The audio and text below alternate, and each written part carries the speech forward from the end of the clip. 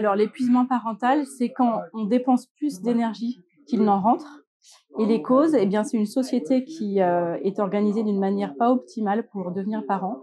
On peut parler du congé parental, la durée du congé parental, mais aussi la conciliation vie privée, vie professionnelle, les relations de couple, le fait qu'il y ait des transports, voilà, le fait qu'il y ait beaucoup de soucis sur, l'éducation, l'avenir des enfants, le risque d'accident, le risque de maladie et cetera.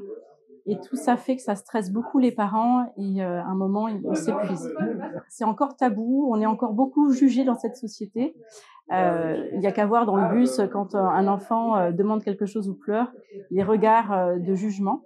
Et donc, on n'est pas encore dans une ouverture sur ce sujet. Alors, la question de l'épuisement parental, hein, c'est un sujet qui traverse plusieurs thématiques à la CNAF. Et me concernant au sujet de l'aide et accompagnement à domicile, en 2024, nous avons créé un nouveau motif d'intervention pour les techniciennes en intervention sociale et familiale, de manière à ce qu'elles puissent intervenir en amont des situations pour prévenir l'épuisement parental au sein des familles.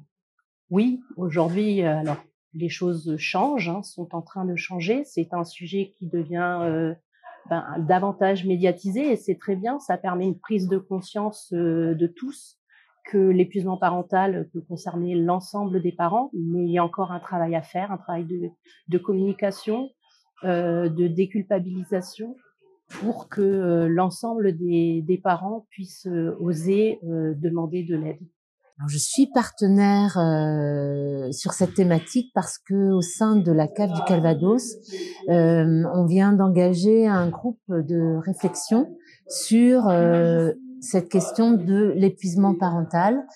On a constitué un groupe interservice qui a pour objet de réfléchir entre professionnels de ces différents services pour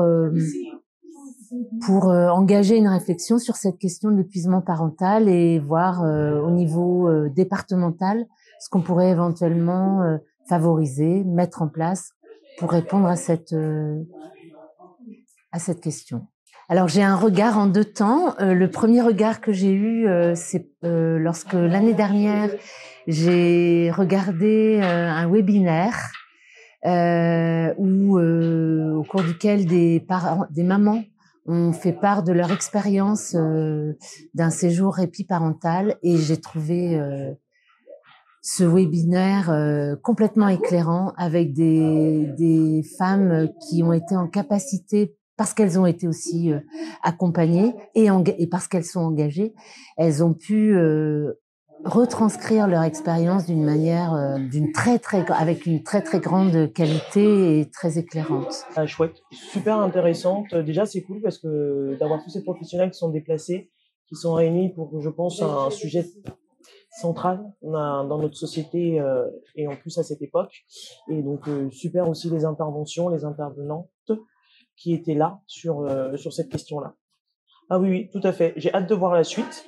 Donc c'était cool parce que ça redonne aussi de remettre en perspective ce qui se passe, donc vraiment factuellement, et ce que chacun peut-être à notre échelle, quand on entend tout ce qui se passe, ce qu'on pourrait mettre en place et comment travailler autour de cette question-là.